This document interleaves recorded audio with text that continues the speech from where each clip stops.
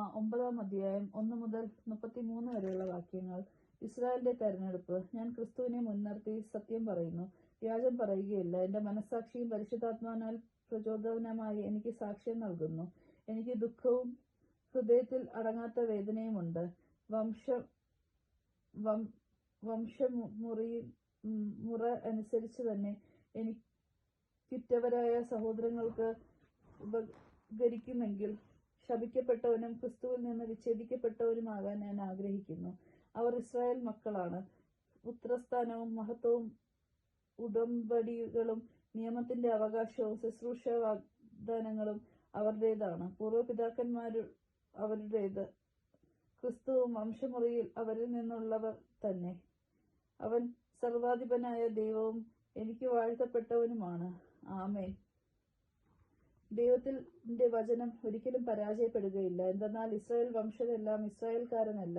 അബ്രഹാമത്തിന്റെ സന്തതി ആയതുകൊണ്ട് അവരെല്ലാം മക്കളായിരിക്കണമെന്നില്ല. ഇസഹാക്ക് വഴിയുള്ളവരായിരിക്കും നിന്റെ സന്തതികളായി അറിയപ്പെടുക. അതായത് വംശമുറയ്ക്കുള്ള മക്കളല്ല, ദൈവത്തിന്റെ മക്കൾ പ്രത്യുത വാഗ്ദാന പ്രകാരം ജനിച്ചവരാണ് യഥാർത്ഥ മക്കളായി കാണപ്പെടുന്നത്. വാഗ്ദാനം ഇതാണ്: ഒരു നിശ്ചിത സമയത്ത് ഞാൻ വരും. അന്ന് സാറായിലേക്ക് ഒരു മകനുണ്ടാകും. മാത്രമല്ല, നമ്മുടെ പൂർവ്വപിതാവായ ഇസഹാക്ക് എന്ന ഒരേ ആളിൽ നിന്ന് റെബേക്കയ്ക്കും കുട്ടികളെ ഗർഭം ധരിച്ചു. എന്നാൽ അവർ ജനിക്കുകയോ നന്മയോ തിന്മയോ ആയി എന്തെങ്കിലും പ്രവർത്തിക്കുകയോ ചെയ്തിരിക്കുന്നതിന് മുമ്പ് തന്നെ അവർക്ക് ഇപ്രകാരം അറിയിപ്പുണ്ടായി: ജ്യേഷ്ഠൻ അച്ഛന്റെ സേവകനായിരിക്കും.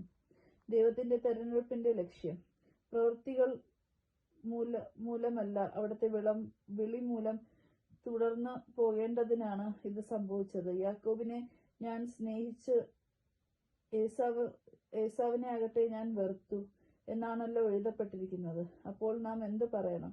ദൈവത്തിന്റെ ഭാഗത്ത് അനീതി ഉണ്ടെന്നോ? ഒരിക്കലുമില്ല. അല്ല. എനിക്ക് ദയ തോന്നുന്നവരോട് ഞാൻ ദയ കാണിക്കും, എനിക്ക് അനുകമ്പ തോന്നുന്നവരോട് അനുകമ്പയും എന്ന് അവിടുന്ന് മോശയോട് അരുൾ ചെയ്യുന്നു. അതുകൊണ്ട് മനുഷ്യന്റെ ആഗ്രഹമോ പ്രയത്നമോ അല്ല, ദൈവത്തിന്റെ ദയയാണ് എല്ലാറ്റിന്റെയും അടിസ്ഥാനം. വിശുദ്ധ ഗ്രന്ഥം ഫറവയോടും പറയുന്നു: ഭൂമിയിലെങ്ങും എന്റെ നാമം ഉദ്ഘോഷിക്കപ്പെടുന്നതിന് എന്റെ ശക്തി നിന്നിൽ വെളിപ്പെടുത്തുന്നതിനും വേണ്ടിയാണ് ഞാൻ നിന്നെ ഉയർത്തിയത്. ഞാൻ ഇച്ഛിക്കുന്നവരോട് അവിടുന്ന് കരുണ കാണിക്കുന്നു. അതുപോലെ താൻ ഇച്ഛിക്കുന്നവരെ കഠിന ഹൃദയരാക്കുകയും ചെയ്യും. കോപവും കാരുണ്യവും. അപ്പോൾ നിങ്ങൾ എന്നോട് ചോദിച്ചേക്കാം, അങ്ങനെയെങ്കിൽ അവിടുന്ന് എന്തിന് മനുഷ്യനെ കുറ്റപ്പെടുത്തണം? അവിടുത്തെ ഹിതം ആർക്ക് തടയാൻ കഴിയും? ദൈവത്തോട് വാഗ്ദാനം നടത്താൻ മനുഷ്യ, നീ ആരാണ്? നീ എന്തിനാണ് എന്നെ ഈ വിധത്തിൽ നിർമ്മിച്ചത്? എന്ത് പാത്രം കുശവനോട് ചോദിക്കുമോ? ഒരേ കളിമണ്ണ് പിണ്ഡത്തിൽ നിന്ന് ശ്രേഷ്ഠമോ ഹീനമോ ആയ ഉപയോഗത്തിനുള്ള പാത്രങ്ങൾ നിർമ്മിക്കാൻ കുശവന് അവകാശമില്ലേ? ദൈവം തന്റെ ക്രോധം വെളിവാക്കാനും ശക്തി അറിയാനും ആഗ്രഹിച്ചുകൊണ്ട് നശിക്കപ്പെടാനും വേണ്ടി നിർമ്മിച്ച ക്രോധപാത്രങ്ങളുടെ വലിയ ക്ഷമ കാണിച്ചെങ്കിൽ അതിലെന്ത്? അത് താൻ മഹത്വത്തിനായി മുൻകൂട്ടി തയ്യാറാക്കിയിരിക്കുന്ന കൃപാപാത്രങ്ങൾക്ക് വേണ്ടിയുള്ള തന്റെ മഹത്വത്തിന്റെ സമ്പത്ത് വെളിപ്പെടുത്താൻ വേണ്ടിയാണ്. യഹൂദരിൽ നിന്ന് മാത്രമല്ല, വിജാതീയരിൽ നിന്നുകൂടിയും വിളിക്കപ്പെട്ട നമ്മളും ആ പാത്രങ്ങളിൽ നിന്നും അവിടുന്ന് ഹോസാന വഴി അരുൾ ചെയ്യുന്നത് പോലെ എന്റെ ജനമല്ലാത്തവരെ എന്റെ ജനമെന്ന് ഞാൻ വിളിക്കും, പ്രിയപ്പെട്ടവരല്ലാത്തവരെ പ്രിയപ്പെട്ടവരെന്നും. നിങ്ങൾ എന്റെ ജനമല്ല എന്ന് അവരോട് പറയപ്പെട്ട അതേ സ്ഥലത്ത് വച്ച് ജീവിക്കുന്ന ദൈവത്തിന്റെ മക്കളെന്ന് ഞാൻ അവരെ വിളിക്കപ്പെടും. ഇസ്രായേലിനെ കുറിച്ച് ഏഷ്യയിലും വിലപിക്കുന്നു. ഇസ്രായേൽ മക്കളും സംഖ്യ കടലിലെ മണൽത്തരി പോലെ ആയിരുന്നെങ്കിലും അവരിൽ ഒരു ചെറിയ ഭാഗം മാത്രമേ രക്ഷിക്കപ്പെടുകയുള്ളൂ. എന്തെന്നാൽ കർത്താവ് ഭൂമിയുടെ മേലുള്ള വിധി അന്തിമമായി ഉടൻ തന്നെ നിർഭവിക്കും.